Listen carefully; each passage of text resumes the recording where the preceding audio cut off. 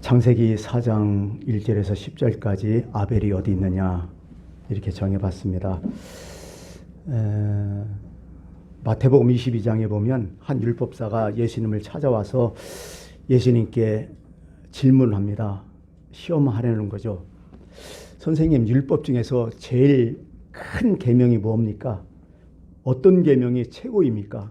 그 당시에 이 율법사들, 유대인들은 자신들이 613가지의 계명이 있다고 생각했어요. 613가지의 계명 중에 최고가 뭡니까? 이런 뜻이죠. 그 예수님께서 딱 이렇게 얘기하죠. 내 하나님을 사랑하라. 어떻게? 내 마음 다하고 너 목숨 다하고 뜻을 다해서 하나님 사랑하라. 이것이 첫째 되는 계명이고, 그 다음에 또 두 번째는 내 이웃을 사랑하라. 어떻게? 내 몸처럼 사랑하라. 똑같은 계명들이다. 이렇게 딱 예수님께서 말씀을 하셨습니다. 그러면서 예수님이 아주 못을 박아버려요. 이 두 계명이 온 율법과 선지자의 강령이다. 다시 말해서 모든 율법의 뭐다? 핵심이다. 중심이다. 율법 몰라도 된다. 하나님 사랑하고 이웃 사랑하면 그걸로 끝난다. 이 얘기를 지금 예수님이 하셨던 거죠. 한마디도 못했죠, 율법사가. 이 말씀을 한 근거가 뭘까 곰곰이 생각해 봤더니 오늘 이 말씀이 딱 떠올랐는데, 창세기죠. 최초의 아담, 최초의 인간, 에덴 동산에서 하나님 말씀에 불순종해서 범죄하고서 자신이 벗었음을 보고 두려워하여 숨었잖아요. 그러자 하나님께서 아담을 찾아오셨잖아요. 어떻게 질문했죠? 아담아, 네가 어디 있느냐? 달고 질문한 거죠. 아담아, 너 어디 있느냐? 하나님께 범죄를 한 거죠. 아담이 불순종한 거죠. 또 두 번째, 아담의 아들 가인이 자기의 동생 아벨을 죽이고 나서 그때도 하나님께서 또 찾아오셔요. 뭐라고 얘기했죠? 가인아, 내가 어디 있느냐? 그렇게 얘기하지 않고 뭐라고 해요? 아벨을 얘기해요. 내 아우 아벨이 어디 있느냐 이렇게 말씀하셔요. 9절에. 좀 다르죠? 우리 같으면 가인아 어디 있느냐 이렇게 할 것 같은데, 이상하게 네 아우 아벨이 어디냐, 가인 얘기 안 해요. 어디 있느냐 얘기한다고 죠. 무슨 뜻일까요? 첫 번째 계명, 하나님과 나의 문제, 하나님과 나 사이의 어떤 범죄. 너 어디 있느냐? 아담아 어디 있느냐? 근데 이웃과의 범죄, 그 사람 어디 있느냐? 하나님 찾으신다는 거죠. 이게 좀 다르다는 거죠. 그러니까 어떻게 보면 아담은 하나님과의 범죄고 가인은 이웃과의 범죄에서 나온 문제들. 그러니까 예수님께서 이 두 계명을 정확히 얘기하신 거죠. 하나님을 사랑해라, 이웃을 사랑해라. 그래서 오늘 이 가인의 문제, 가인과 아벨의 문제, 이웃과 이웃의 문제로 우리는 이것을 해석할 수가 있다는 것입니다. 가인의 모습이 우리의 모습이 아닐까 이런 생각도 해봐요. 우리는 현대를 살면서 가장 고치기 어려운 중에 문제가 뭐 하나 있냐면, 늘 우리는 이렇게 생각해요. 다른 사람은 어떻게 하나? 다른 사람은 어떻게 살아갈까? 특히 지성인들이라는 사람들의 고민은 바로 여기가 많아요. 남의 눈치를 그렇게 참 잘 살펴요. 어떻게 보면 자기 인생을 못 살고 남의 눈치만 살피다가 인생을 끝나지 않을까 이런 생각도 많이 하면서 제가 고민을 좀 해봤어요. 한번 따져봐요. 남의 감정을, 다른 사람의 감정을 살피는 것은 이타심일까 이기심일까요? 이건 이타심이에요. 상당히 좋은 거죠. 예의가 있고 이 사람은 인격자예요. 다른 사람 감정을 살펴준다는 게 너무 중요하잖아요. 그러면 한번 또 다르게 한번 생각해 봤어요. 반대로 한번 생각했는데, 내가 누구 때문에, 내가 누구를 미워하는 것 때문에 내가 밤잠을 설치고 밥도 못 먹고 병이 났다면 내가 누구의 삶을 좀 살아준 거야? 이렇게도 생각해 볼 수 있잖아요. 내가 저 미운 사람 때문에 내가 괴롭고 힘들고 어렵고 평생을 산다면 누구를 위한 생을 산 거예요 도대체? 너무 서글프지 않아요? 다른 사람을 살피는 것도 너무 중요하지만은, 그러나 과유불급이라고 해서 남의 감정에만, 남의 눈치만 보며 살아간다면 그것도 조금 문제가 되지 않을까. 우리는 태생부터 어떻게 보면 무슨 의식에 살고 있는데 첫 번째 경쟁의식에 세팅되어 있어요. 항상들. 우리는 그렇게 살아왔어요. 특히 대한민국은 그렇게 살아왔어요. 두 번째는 비교의식에 또 세팅되어 있어요. 경쟁과 비교의식. 우리 모든 사람이 지금 그렇거든요. 그냥 우리 교회면 좋긴 좋은데 저기에 보니까 이거 이상한 거야. 우리는 별로 부응도 안 되고 너무 힘들어.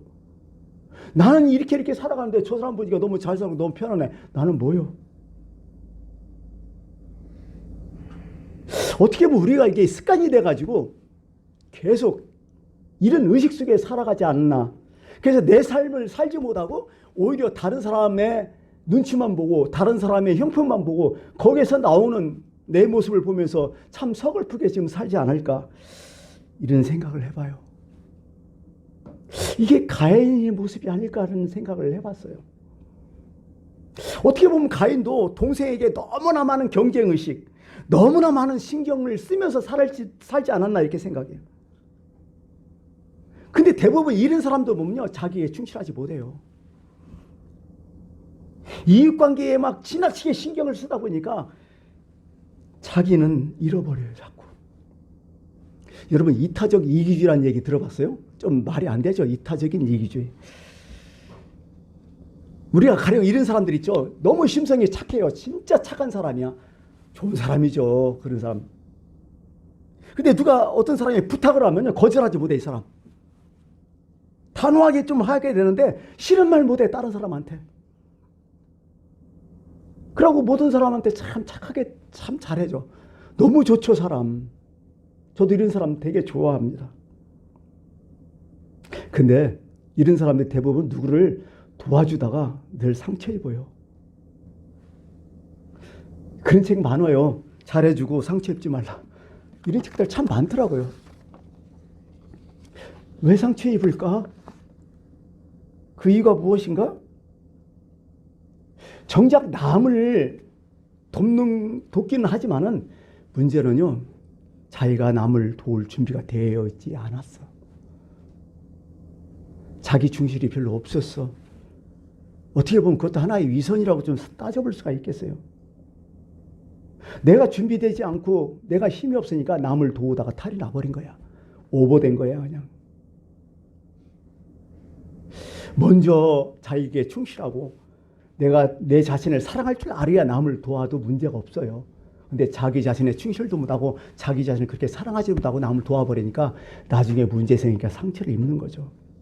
우리가 신앙적으로 말한다면 그렇죠. 하나님 옆에 서 있는 내 자신을 정확히 알고 하나님의 나의 관계가 확실하고 그러고 남을 도와주면 아무 문제 없어요. 근데 이것도 저것도 없이 그냥 기독교인의 마음이 그렇다고 도와준다면 나중에 상처 입기 시험이라고 하죠. 딱 알맞아요, 이건. 그래서 오늘 본문을 지금 한번 들춰보고 본문에서 뭘 얘기하는지 얘기를 한번 해보죠. 자, 이 두 사람이 하나님께 제사를 드렸어요. 가인은 어떤 사람이었죠? 농사 짓는 사람. 아벨은 어떤 사람이었죠? 목축하는 사람. 가장 큰 차이는 농사와 목축. 쉽게 말해서 농사는 정착하잖아요. 농사 지려면. 목축은 돌아다니다. 이게 많은 차이가 나겠죠. 그리고 자기의 소산물로 제사를 드렸다는 거죠. 근데 여기까지는 좋았는데 문제는 하나님께서 가인의 제사는 거절하고 아벨의 제사는 받아줬다는 거죠. 재물을 받고 안 받고는 누가 결정하는 거예요, 지금? 하나님이었잖아요. 근데 아벨은 어떤 생각이에요? 동생 아벨에게 신경 쓰는 거예요, 지금. 이때는 뭘 생각해야죠? 왜 내 제사는 안 받으느냐, 이걸 먼저 자기에 충실하면서 자기가 스스로 느끼게 되는데 오히려 누굴 생각했어요? 아벨을 생각했어요. 아벨, 제 건 왜 받아줬느냐, 이렇게 생각했다는 거죠. 가인이 생각할 것은 뭐예요, 도대체? 가인과 아벨의 제사에 대해서 히브리서는 이렇게 얘기합니다. 믿음으로 아벨은 가인보다 하나님께 더 나은 제사를 드렸다. 하나님께 이렇게 드림으로 의로운 사람이라고 인정을 받았다. 믿음으로 드렸다. 무슨 말일까? 믿음으로 드렸다. 가인은 믿음 없이 드렸고 아벨은 믿음 있이 드렸다. 그럼 믿음이란 뭘까? 믿음은 다른 말로 진실이고요. 충성이란 말이기도 하죠. 아벨은 제사를 드릴 때 정말 진심을 다해서 드렸어요.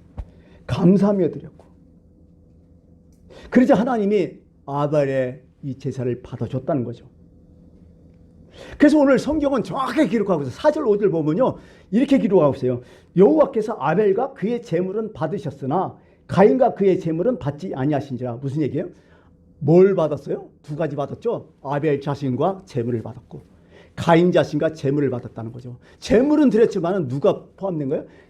하나님은 가인을 받지 않고 아벨을 받았다는 거죠. 그러니까 결국 제사는 뭐예요? 자기 자신인 거예요. 자기 자신이고 그 외에 물질이 따라가는 거죠. 먼저는 내 마음이요, 내 중심이라는 거죠. 오늘 여러분들이 신앙생활을 하고 있지만은 교회 와서 무슨 헌금한다, 뭐한다, 여러 가지 많은 얘기하죠. 봉사한다, 전도한다. 근데 하나님께서 가장 받고 싶은 것은 뭐예요? 나의 중심을 받고 싶어요. 나의 진솔한 마음을. 하나님께 대한 나의 진솔한 마음을. 누구 신경 안 쓰지 마세요. 하나님과 나의 관계에서 진솔한 마음을 받고 싶다는 거. 그게 바로 하나님이었다는 거죠. 가인은 왜 믿음 없이 들었을까? 이거 비교의식, 상대의식이에요. 경제의식이에요. 가인은 처음부터 하나님께 제사를 드릴 마음이 없었던 것 같기도 해요. 성경에 나오지 않았지만은. 근데 동생이 제사를 드린다니까 비교의식 되잖아요. 경쟁되잖아. 그럼 나도 드리겠다.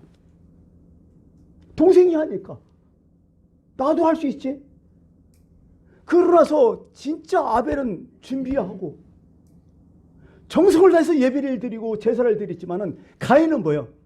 형식이었어요. 마음은 없지만은 제가 하니까 그냥 하는 거야. 이게 바로 믿음이라는 거죠. 믿음은 바로 이런 거예요. 이런 거. 여러분 알다시피 법궤가 플레셋 민족에게 빼앗겼잖아요. 그러고 나서 어떻게 돼요? 다시 원위치 됐잖아요. 누구네 집으로 갔죠? 처음에 나답의 집으로 갔잖아요. 거기서 20년 동안 있었어요. 다윗이 왕이 됐어요. 다윗은 하나님을 너무 사랑했어요. 그리고 법궤를 예루살렘으로 모셔오려고 했어요. 그러다가 갔는데 어떻게 돼요? 거기서 베레스 우사가 죽어버려요. 함부로 했다가. 그러니까 무서워갖고 다윗이 어떻게 돼요? 법궤를 움직이지 못하고 누구네 집으로 갔어요? 오벳 에돔의 집으로 가죠. 근데 성경은 이렇게 기록했어요. 아비나답의 집에서 법궤가 20년 있었다. 그런데 오벳 에돔의 집에서는 3개월 있었는데 그 집에 복을 내렸다. 이렇게 얘기해요. 20년과 3개월. 왜 그랬을까요? 여러분 성경은 얘기하지 않아도 우리는 느낌이 오잖아요. 왜 그랬는지. 뭐가 믿음인지. 그렇다면 가인이 제사를 안 받았을 때, 하나님 안 받았을 때 정상적이라면 어떤 마음을 품었을까요? 왜 내 제사는 안 받았지? 하나님과 일대의 관계에서 왜 내 제사는 안 받았지? 이렇게 생각했었는데 가인은 전혀 아니었다는 거죠. 오히려 아벨을 생각하면서 어떻게 됐다? 몹시 분해했다. 쉽게 말해 우리말이 몹시 열받았다는 얘기죠. 성경 보니까 안색까지 얼굴 색까지 다 변했다. 근데 이 순간에 하나님이 그냥 안 계시겠죠. 하나님이 오셔요. 또 경고를 해요. 어찌하여 그렇게 화가 났느냐? 안색이 너 이렇게 변했느냐? 굉장히 뼈있는 질문 아니에요? 정확하게 그 중심을 안 거 아니에요? 이렇게 설명할 수 있어요. 일이 이렇게 된 것은 내 자신이 더 잘 알지 않느냐? 너 자신이 너를 잘 알지 않느냐? 쉽게 말해서 네 자신을 알라는 뜻이죠. 이게 제사를 받고 안 받고가 너와 나의 관계지 왜 아벨의 관계냐 이거요. 하나님은. 그렇다면 하나님 시기에 겸손히 무릎 꿇고 회개하면 가인은 살아나죠. 아무 문제 없죠. 죄도 짓지 않죠. 그러나 이걸 거절해버리죠. 여러분 우리나라 속담에 그런 속담이 아니죠. 예전부터 그런 게 종로에서 뺨 맞고 한강에서 분풀이 한다 그런 얘기 많이 하잖아요. 예? 엉뚱한 짓 한 거야. 최근에 그 뉴스에 보니까 저기 제주공항에서 대구공항으로 가는 그 비행기 안에서 이제 대구공항에 착륙할 때 250m 상공에서 그 비상문 연 사건이 있었잖아. 어느 젊은이가 30대라네요. 나중에 범행 이유를 물어봤어요. 너 왜 이런 짓을 했냐 그랬더니 자신의 여자친구부터 이별 통보를 받아갖고 이랬다는 거예요. 죄송하지만은 참 내가 방언 하나 쓸게요.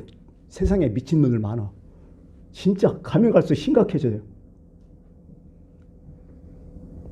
이런 거죠. 여러분 요즘 엄청나게 칼부림이 많잖아요. 신도련역, 서현역 칼부림. 얘네들 물어보면 뭐예요? 남 잘 사는 곳 못 본다는 거예요. 그래서 닥치는 대로 묻지마 칼부림 해버리는 거예요.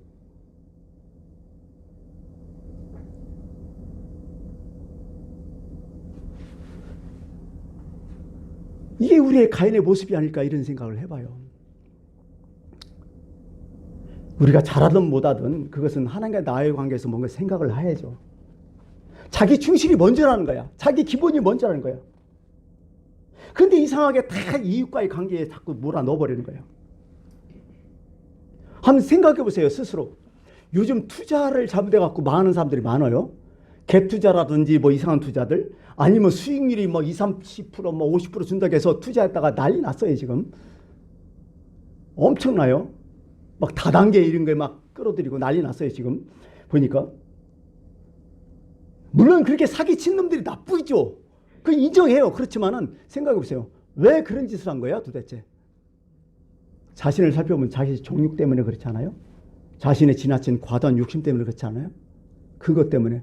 그게 원죄의 뿌리 아니었어요, 그게? 근데 이것은 싹 외면하고 저놈 때문에 그랬다고. 그러면 할 점 없어요. 절대로요. 존 밀턴이라는 사람이 신라건, 낙원을 잃어버렸다. 신라건 여러분 잘 아시잖아요. 거기에 나온 내용이에요. 사단이 하나님께 범죄하고 하늘나라에서 막 쫓겨나요. 그러나 조금 있다가 하나님께서 인간을 창조했다는 사실을 알게 돼요. 그래갖고 사단이 인간을 찾아가서 이렇게 얘기해요. 범죄해갖고 그걸 타락시켜요. 왜 그러냐? 사단 생각은 그래요.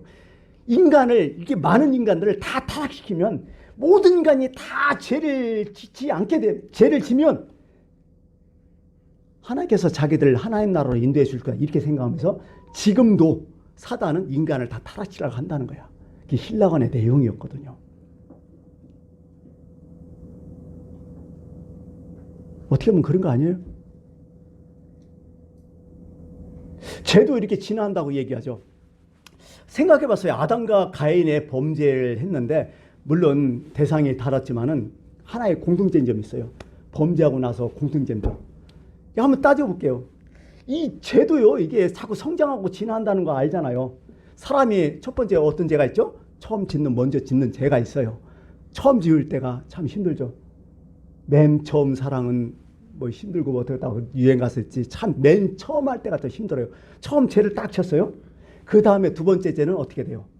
그냥 져요. 세 번째는 계속 져요. 그죠? 반복하는 죄가 있다는 거야. 처음 지는 죄, 반복하는 죄. 세 번째는 뭐가 나올까요? 그 다음에 정당화가 해버려요. 계속하면 정당화. 늘 그랬잖아. 무슨 딱 이러면 이건 관행이다고. 원래 모두가 그렇다고. 이런 얘기를 딱 묻혀버리잖아. 이렇게 해서 딱 무시해. 죄를 죄로 인정 안 한다니까요. 그 다음에 마지막에 뭐 어떤 죄가 있을까요? 죄가 묻힌다고 묻히는 거 아니잖아요. 그럼 뭐 어떻게 해요? 이 죄를 어떻게 돼요? 전가시켜버려요. 아담과 가인의 공통점이 이런 거 아니에요? 죄를 딱 지으면 뭐 어떻게 돼요? 자꾸 전가시키잖아. 아담, 하는 뭐 뱀한테. 그죠? 가인은 아벨한테 자꾸 전가시키잖아요. 이런 거죠.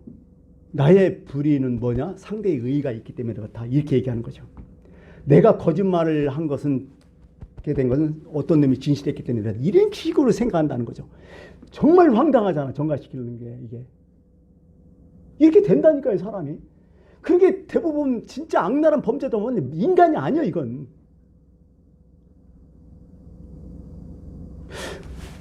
내가 지금 내 제사가 정죄당한 것은 뭐냐? 아벨의 제사가 받아들였다는 거야, 이게. 말도 안 되잖아요. 이게 가인의 마음이라고요. 지금 하나님 그걸 들춰내고 있는 거야. 그거 왜 그런 생각하냐? 혹시 똑같이 다 받아들이지 않았다면 가인이 아벨 죽였을까요? 안 죽이죠. 공범이 있다는 거 얼마나 고마워요. 학교 다닐 때 그런 경우가 많아요. 학교 다닐 때 여러분 숙제 많이 냈잖아요. 그죠? 선생님이 숙제를 막 내요. 그러면 그것도 참 재밌어. 숙제 열심히 하는 애들이 또 따로 있고 안 하는 애들은 끝까지 또 안 해. 그러니까 한 대 맞지 하고, 저도 이제 한 대 맞지 하고 하는 경우가 많았었어요. 하여간 숙제를 내요. 숙제를 냈는데 다른 사람은 다 오늘 우리 하지 말라 그렇게 하잖아요. 이렇게 해갖고 애들 야 이거 힘들어 우리 하지 말자니 그래 해갖고 했는데 어떤 놈이 하나 해갖고 온 거예요. 그럼 여러분 어떻게 생각해요? 그 놈을 그 죽일 놈이야 그 놈. 배신자잖아. 근데 이런 경우가 또 있어요. 숙제를 냈는데 까먹은 것은 정작 누가 까먹어? 선생님이 까먹어. 자기가 숙제 냈다는 거 몰라. 가끔 그런 게 있거든요. 선생님들도. 근데 숙제 한 놈이 이렇게 얘기하는 거야. 선생님 오늘 숙제 검사 안 해요? 그냥 막 그럼 그거 요즘 말린 거 왕따예요. 그건 진짜 이게 정신 나간 놈이 막 난리 나죠. 그죠? 근데 한번 생각해 보세요. 자신이 숙제하는 거 다 까먹어버려 이제. 그죠? 숙제하는 거 다 까먹어버리고 뭐야? 저놈이 죽일 놈이라고 다 얘기하잖아 다들. 이 사람이라는 게 이게 바로 질투의 죄가 바로 이런 뜻이에요. 희한해요. 희한해. 일단 문제는 내가 숙제 안 해온 것이잖아요. 이게 근본이. 그건 싹 까먹어버린다니까. 이렇게 된다니까요. 참 이렇게 많아요. 그러고 또 신앙생활 하다 보니까 또 스트레스가 가장 맞는 것은 뭘까요? 진짜 스트레스 가장 맞는 거 시험 드는 신앙생활하면 시험 드는 게 이런 거예요. 악인의 형통이요. 솔직한 얘기로. 그 시편 73편이라든지 예레미야서 2장 21장이라든지 이게 똑같은 내용으로 나와요. 시편 73편 아사벳이라고 나오는데요. 거기 이렇게 얘기해요. 하나님이 참으로 이스라엘 중에 마음이 정결한 자에게 선을 행하시나 나는 거의 넘어질 뻔했다고. 시험 들 뻔했다고. 나의 걸음이 미끄러질 뻔했다고. 진짜 이제 심각했다고. 왜? 내가 악인의 형통함을 보고 오만한 자를 질투했다. 왜 이렇게 해야 악인은 잘 되느냐 이거요. 나는 열심히 신앙생활 잘하고 성실하게 살았는데 왜 이렇게 꼬이고 악인들 저 나쁜 새끼들은 왜 이렇게 잘 사냐 이거요. 미치겠다는 거예요. 그놈의 새끼들은 막 그냥 뭐 선거에서 당선 빵빵 다 잘 되고 거짓말 치고 해서도 막 수백 수천원씩 막 벌어버리고. 이게요, 에레미야도 그런 얘기를 해요. 똑같아요. 21장. 똑같은 내용을 내가 뒤집었더니 문구 하나 안 틀려요. 에레미야도 너무 속상한 거야. 왜? 그 당시에 바벨론이 유대를 잡아먹었잖아요. 침략해갖고 나라를 그냥 폐허시키고 속국 만들었잖아요. 근데 바벨론이 더 나쁜 새끼들이요. 근데 왜 바벨론이 저렇게 승승장구하고 우리나라는 이게 이 모양 이끌려? 물론 우리나라도 자기나라도 잘못했죠. 이게 너무 괴로운 거예요. 너 알잖아요. 요즘 최근에 왔던 놀시로 그 차 사건, 그 마약 먹고서 20대 애 그냥 해갖고 거의 불구 만들었잖아. 2번 막 갖다 밀어붙여갖고. 근데 이 애가 또 풀려나잖아요. 왜? 뭐 우리나라 대형 로펌 써가지고 변호사가 풀려나고도 이게 또 무야무야 될지도 모르겠어요. 이게 속상해요. 그런 거 보면. 그래서 저는 그렇게 생각해요. 지옥은 있어야 된다. 성경도 그렇게 말씀하시는 거야. 이거 잠깐이다. 잠깐이다. 결국 문제가 된다. 늘 성경을 이렇게 말씀하시거든요. 그러니 이런 문제를 보면서 자신을 살펴라. 이렇게 말씀하시는 거죠. 근데요, 성경을 쭉 읽다가 가인의 범죄가 쭉 나오잖아요. 근데요, 하나님은 다 그러신 것 같아요. 내가 범죄했을 때, 가인이 범죄할 때 그 즉시 직결심판 절대로 안 하셔요. 가인이 범죄했을 때 마음이 변해서 막 얼굴이 막 불그락불그락 했을 때 하나님 찾아오시잖아요. 그럼 경고하시잖아요. 이렇게 경고하죠. 내가 선을 행하면 어찌 낯을 들지 못하겠느냐. 너 자신을 좀 살펴봐라. 선을 행하지 아니하면 제가 문 앞에 엎드려 있다. 그러고 제가 너를 원하나 너는 죄를 다스려야 된다. 이렇게 경고해요. 엄청나게 따뜻한 말씀 아니에요. 절대로 하나님께서 가인을 사랑하지 않은 게 아니에요. 무진장히 사랑하셔요.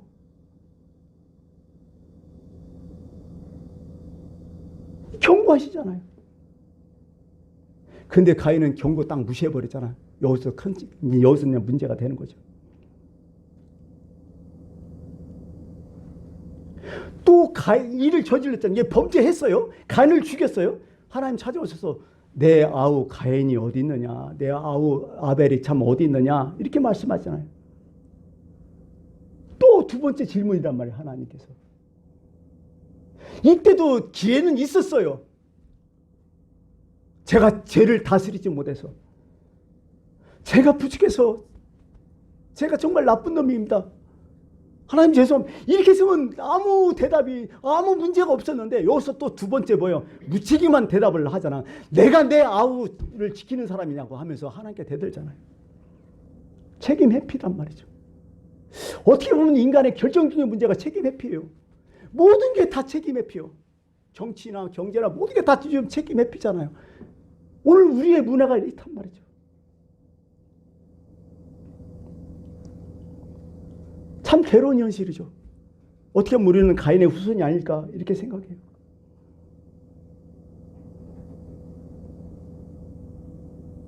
이제 말씀을 마치겠습니다. 참 그래요. 이 가인을 보면서 오늘도 그런 생각을 많이 하는데, 내가 크리스찬이잖아. 내가 집사, 장로, 권사, 목사 뭐 이렇게 되는데요. 혹시나 나 때문에 시험 드는 사람이 없을까? 믿음이 연약한 자가 실족하지는 않을까? 참 우리는 이것을 참 두려워야 되지 않을까 이런 생각을 많이 해요. 예수님도 이것을 참 많이 경계했잖아요. 누구든지 나를 믿는 이 작은 자, 이 소자 중에 한 사람이라도 실족해 하면 연자 맷돌을 그 목에 메어서 깊은 바다에 빠뜨려서 죽이는 것이 낫다. 세상에 살면서 실족하게 하는 일이 없지는 않지만은 실족하게 하는 그 사람에게는 화가 있다고, 조심하라고. 어떻게 우리 마음속에는 늘 가인의 마음이 있어요. 이 가인의 마음 때문에 늘 우리는 어때 보면 실족시키는 일이 없을까 이런 생각을 참 많이 해봐요. 신앙생활이 뭘까요? 간단한 것 같아요. 내가 하나님 앞에서 책임질 것은 책임지는 그 자세가 신앙생활이 아닐까 이런 생각을 해요. 오늘 가인의 이야기를 들어보면서 우리 자신을 좀 살펴서 나와 하나님 관계를 좀 돈독히 하고 회피하지 말고 진실한 마음으로 정성을 다해서 내게 충실하고 준비돼서 다른 사람을 실축하지 않게 하는 그런 여러분들이 되었으면 참 좋겠습니다. 기도하겠습니다.